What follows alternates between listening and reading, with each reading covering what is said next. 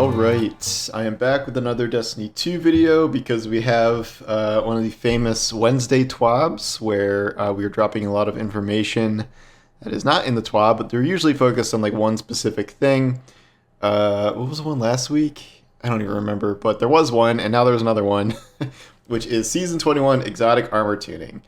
If you've been following my stuff, I did report on this earlier based on the Season 21 leaks. My philosophy there was, if it's not a story leak, I don't really consider something like theoretical exotic tuning to be like a spoiler. So I did cover that, and like, what if this was real? What if this wasn't real? Like, and then turns out, yes, it was very much real, kind of unfortunately. But now we get to see kind of, if you avoided it, what it is, and then if anything changed. I don't even remember most of these. This is like a month ago at least. So we will see what they ended up here. Obviously, I think there's like 24 pieces of armor or something that's changing, and like obviously there are just an absolutely absurd amount of underperforming exotic armor pieces at this point. I remember not being like crazily blown away by the changes, but I guess we will see here. So in Season 21, we'll be rolling out the first wave of changes to exotic armor intended to rebalance and reimagine. Rebalance and reimagine many armor pieces at both ends of the usage spectrum, so there are some nerfs in here. We've been hearing the feedback that such changes are highly desired, but the complete overhaul of the armor mod system and the introduction of an entirely new damage type in Lightfall necessitated delaying these changes to Season 21 so the dust could settle a bit. There were two primary goals we settled on for this balance pass: identify underused armor pieces and revamp them to increase their appeal, tune down outlier armor pieces that are probably too powerful.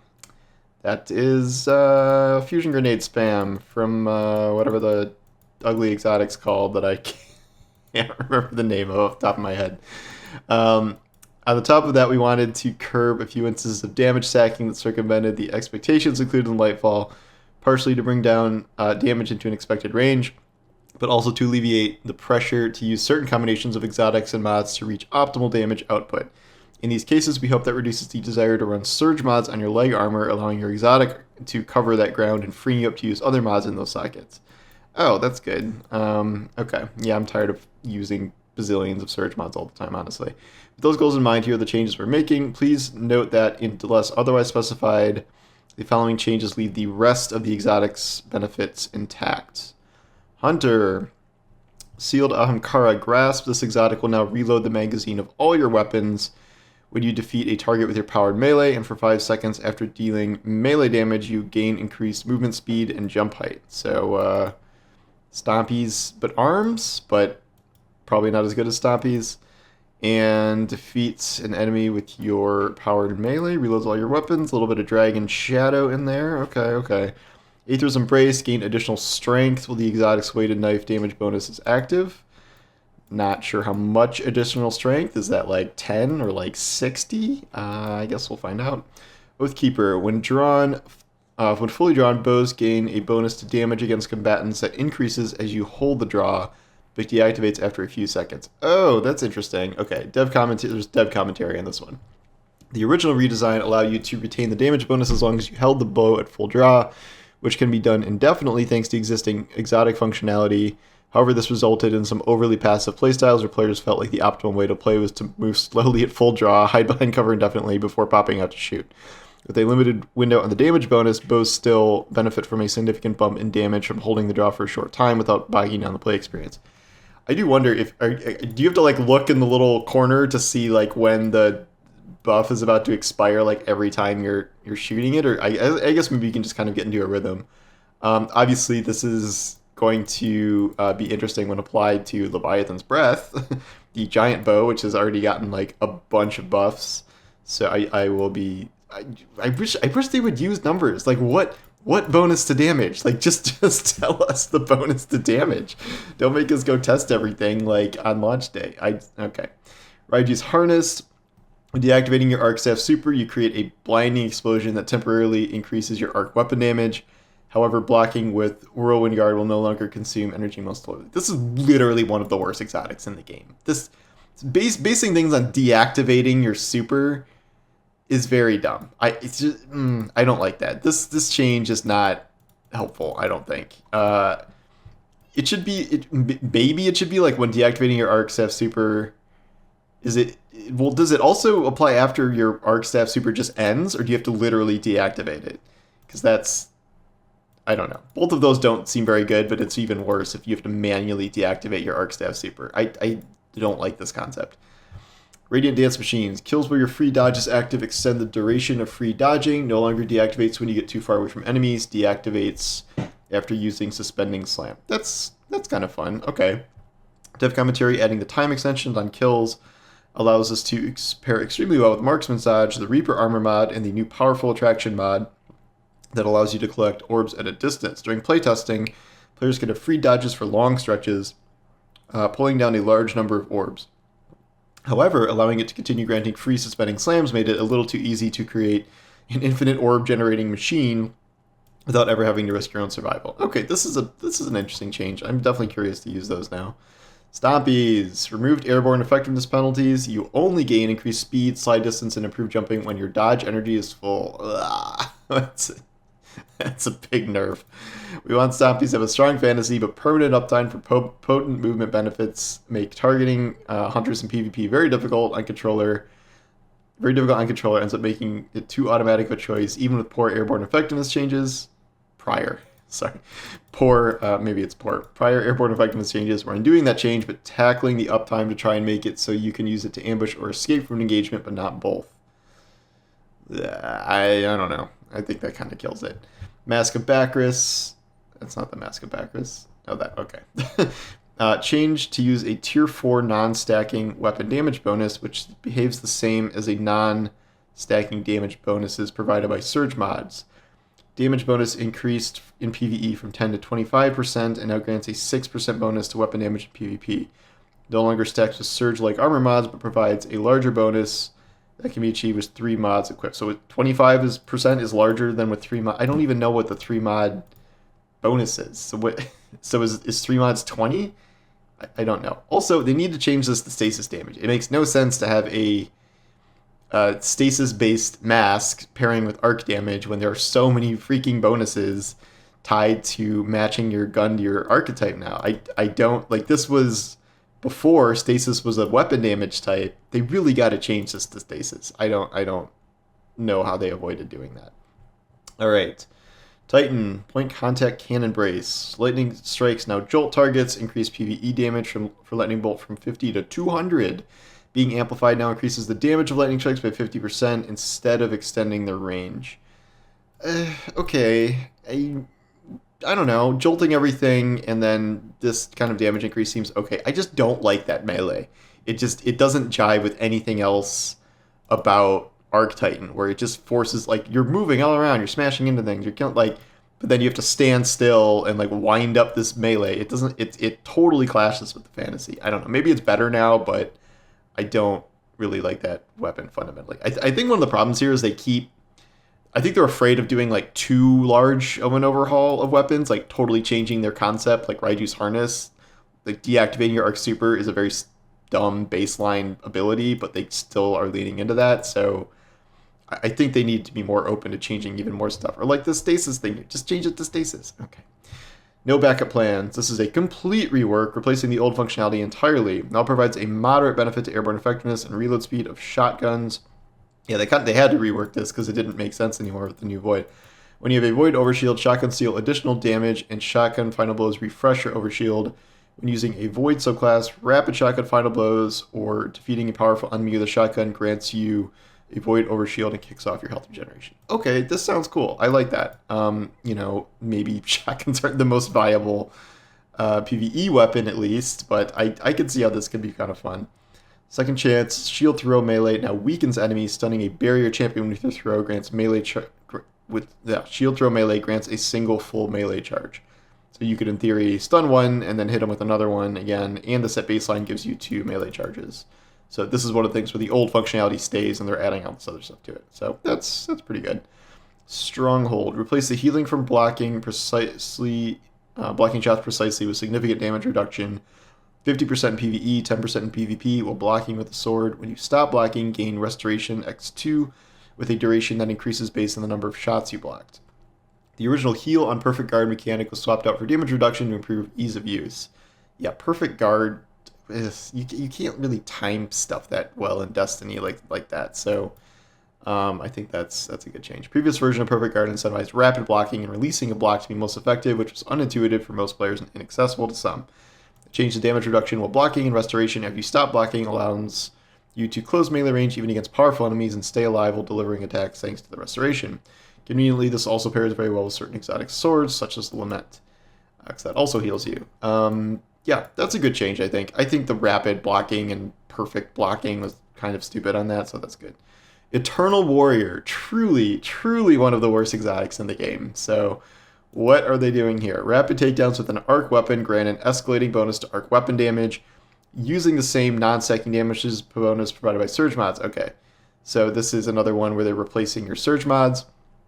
This provides a larger bonus that can be achieved with 3 surge mods, while at the tier 4 damage bonus arc kills refresh the bonus's duration. After your Fist of Havoc super ends, you gain the tier 4 damage bonus. Okay, so what did this do before? Doesn't this give you an overshield or something during your super, after your super, something? It was very bad. So essentially what they've added is like a big arc damage weapon bonus, essentially permanently, like as long as you can keep getting arc kills. I mean, it's worth trying for sure, and I guess you can put other crap in your legs now. I'm not sure if like just replacing surge mods is like enough of an exotic thing. I guess arc kills refreshing the bonus's duration is pretty good. And then the main problem is that it is ugly as shit and it needs better ornaments. There's another one that just makes this green. I don't know if there's any more besides that, but it's bad. Okay. Kepi's Horn, solar damage now scorches targets. Well, that was easy. Path of Burning Steps. Change the non-stacking weapon. Okay, so this is the solar one. 25% damage in PvE. So they're changing the way it worked before. Becoming encased immediately grants you the tier 4 damage bonus. Oh, this is when you get frozen, which does not happen too often. But okay, I guess that's... So this is the same thing. Solar kills refresh the bonus's duration. So they're adding this like surge replacement thing to what's that? The third one we have now? Okay. Dune Marchers reduce the range of the chain from 20 meters to 12 meters and PvP damage from 85 to 50. Oh, it's just a straight nerf. Okay. This exotic sees a lot of use in PvE and not much in PvE. These changes embrace that. The range on the damage chain made it very easy to be killed by this exotic without ever seeing the person killing you in PvP. So we reduce that range and tune down the damage. So is there supposed to be a PvE buff in here, or just the not much in PvE is just still not going to be used much in PvE unless there's some sort of PvE buff there? So I guess we're not doing that. I actually use that in Gambit sometimes. It's kind of fun. But all right, Warlock, my quote-unquote main. Vesper of Radius. Your Rift emits an arc shockwave every 5 seconds that deals damage 200 PvE, 70 PvP. Enemies defeated by these shockwaves will explode for an additional 100 damage if you have the arc, and if you have the arc subclass equipped, also blinds nearby enemies. Okay. I guess that's good for like mob clear if you just like dive into a bunch of enemies. Like before it was just this singular shockwave, so this like it's a significant buff to what it did before. It's just I still wonder if it's going to actually be useful. Or like your exotic of choice when you're on Arc Warlock over Geomag, so the Chaos Reach is getting a buff, or the Crown of Tempest. I don't know. I mean, I'll try it. Chromatic Fire. Increase the radius and damage of the explosion created by precision kinetic takedowns. The explosion also applies a status effect to targets damaged by it depending on which subclass you have equipped. Blinding, Scorch, Slow, Sever, or Weaken. Okay. That's kind of cool. I like that. I like the effects. I'm curious how much the radius and damage explosion will be compared to like normal Dragonfly or Firefly or whatever. That could be fun. Like I don't know, like slowing a bunch of people in a group and ultimately freezing them. I think if the slow stacks, innate Scorch for explosions, instant weaken on large groups or any bosses or majors standing by. That seems like that could be good. Dawn Chorus. Daybreak's projectile damage is one increased and is no longer reliant on the enemy being scorched, so that could I would, depending on, again, no numbers, but that could be, a significant boost because that already makes that super pretty good in terms of damage output, but that would be interesting. Also, what's not being listed is the increased scorch damage it has natively. They did make an ornament for this, didn't they? I just haven't used it since. Sanguine Alchemy, they'll buff this until the end of time to get people to use it. We'll see what they did this time. Standing in a rift grants a non-stacking bonus to weapon damage, matching your subclass damage type. This damage bonus is the equivalent of 2 Surge-like mods, 70% in PvE and 4.5% in PvE. This is in addition to the other existing stuff Sanguine Alchemy does, which is... I don't remember. Is this the one where if your rift will increase in time the more enemies you kill while you're standing in it? Is it only the damage rift? It's something like that. Okay. Yeah, I don't know if this is going to cut it still. Claws of Ahamkara. Powered melee kills create an orb of power. When heavy-handed mods are equipped, increases the potency of the orb spawned. No more than 1 orb can be spawned per enemy takedown. This exotic uses the same perk as heavy-handed and stacks with the mod should you choose to equip it. So was it turn like a normal orb into a super orb or something? And this is in addition to having 2 charges of melee. Mantle of Battle Harmony. All right, doing another surge thing. Okay, so this is tier 4. When the super is fully charged, increasing the damage bonus from 20 to 25% in PvE, but reducing it from 15 to 6% in PvP. Doesn't satch with Surge, provides a larger bonus. Yes, we know. Damage bonus only applies to weapons that match your subclass type and now stacks with Empowering Rift and other similar damage bonuses. Extended base duration of this bonus from 6 to 10 seconds in PvE and 3 to 5 in PvP. Okay, that's pretty good because it applies to any weapon that matches your subclass type. So this is not locked into a specific, 1 out of 5 types of weapons. So you can use this with Strand or whatever. Like that's pretty good. All right. Ophidian Aspects. Removed the extended melee range. I guess that was... Yeah, people were complaining about that. So this is people complaining about getting to meleeed from far away with the extended range of that. Prometheum Spur grants Rift energy for any solar weapon takedown with more energy granted for solar weapon takedowns while standing in a rift. Also, you now have to be standing in a rift when you get a final blow for the exotic consume your class ability and create a rift at the target's location. Okay, so I guess that's a buff plus a nerf. I never used this, so I don't really know enough to say anything. Here we go. Starfire. Duh, why did I forget that name? Okay. Starfire Protocol. Reduce the amount of energy gained per instance of damage from 20% to 2.5%. Empowered weapon kills now grant 20% grenade energy. So you could still get your grenade back on mob kills, but this is no longer the boss melting machine that it is. Okay. Oh, Starfire Protocol. This exotic has been strong for a long time, ever since Solar 3.0 dropped and fusion grenades became much more powerful for Warlocks. In making these changes, we didn't want to completely rob the exotic of its benefits, but right now, Starfire is one of the best single-target damage-boosting exotics. Combine Wither Horde or Wolfpack rounds with a rocket launcher with Demolitionist, and you essentially get an infinite loop of rockets and double detonating grenades. It's sucking all the air out of the room. These changes are intended to tamp down on passive weapon damage, giving your grenades back too quickly. You still probably get an extra grenade or 2 per damage phase, while also pushing it away from single target damage dominance and more toward neutral play. As with any changes we make, we're going to be watching the data and your feedback carefully and may make additional tuning changes accordingly. We're already working on the next round of exotic armor tuning for future seasons. Yeah, I'm noticing a few obvious exceptions of terrible exotics that aren't in here, like Astrocyte Verse for Warlock and the nerfed whatever the helmet is that used to give you all your super energy back on Nova Bomb. The Hunter, the relatively new Hunter one about reflecting things with your staff, that's terrible. There's a few terrible ones they've definitely missed here. It's a little hard to tell which of these are going to be amazing. Some of these definitely sound fun. I think the Chromatic Fire one sounds fun. I'll try the Vesper one, even though I'm not sure offensive rifts is a super viable strategy. Curious about Dawn Chorus's bonus. And these are, a lot of these are coming with some increased damage stuff from that's happening with the supers outside of this. So something like Eternal Warrior, given all the Fist of Havoc buffs, like if that is suddenly more viable, if all of your arc weapons have like an Eternal 25% damage boost without, leg mods, that's in theory something that could be pretty good. I think there's some creative ones in here. The Stronghold one I think is a creative solution to the way that worked before. Some of these are just they won't get me to try a skill I don't really like or use otherwise. um, some of these, yeah, stompies, I don't know about that. This should be stasis mask. Radiant dance machines. This sounds like it could be fun. I've literally never used radiant dance machines in my life, but that sounds like it could be interesting. Very curious to try Oathkeeper to see how much the damage bonus is going to be for that. Obviously, I love using Trinity Ghoul and the Monarch in PvE, and I'm curious what this does to Leviathan's Breath. But I guess we'll have to see.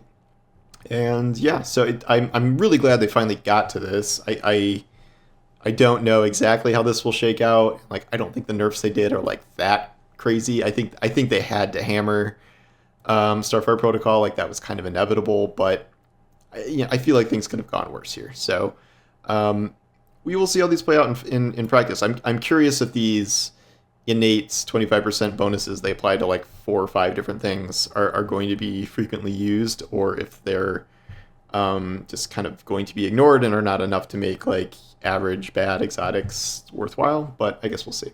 So anyway, thanks for watching, and I will talk to you soon. Take care.